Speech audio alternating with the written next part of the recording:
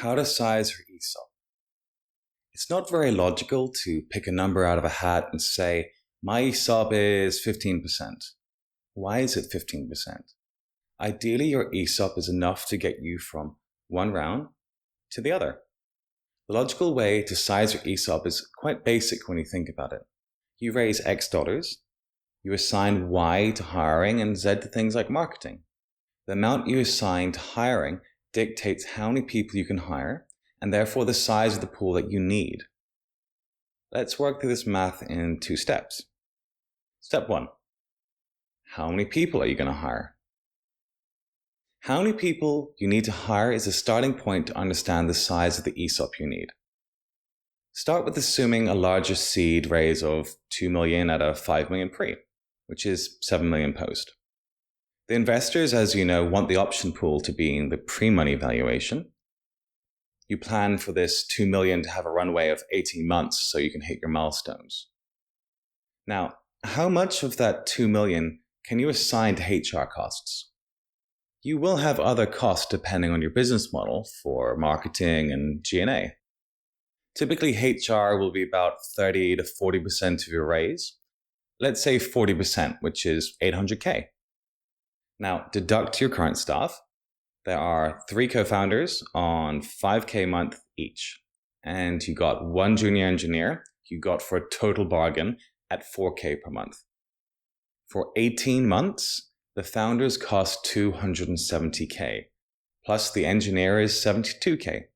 So now you're on 342K for that 18 months. This means if you deduct that out of your 800K, you only have 458K to hire more staff. Without revenue coming in, you really can't afford many employees with that 18-month runway. So at most, you're going to hire another 3 to 4 employees. So assuming you hustle and you attract more engineers and a marketer for 7K per month each, that's 126K for 18 months ahead, or 84K per annum. You only have a runway for 3.6 staff. So you decide to take a risk and go for 4 more staff, which is going to cost you 504K. Step 2, math heuristic to determine your required pool size. In this example, I assume that the founders have shares, but you didn't give any to the junior engineer since you didn't set up the ESOP yet. You're waiting for the fundraising for some reason. Now take the cumulative salaries of 4 hires you need to make between the current financing and the next one, plus your existing one.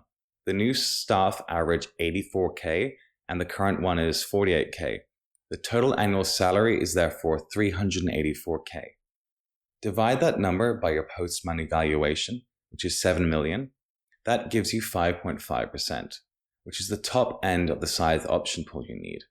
It is conservative because you typically don't give options equal to the dollar value of the annual salary of the hires.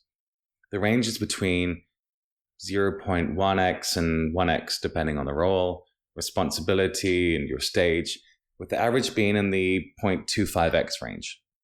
You are, for this purposes, fairly early on and not paying massive salaries, so will need and probably will want to be more generous.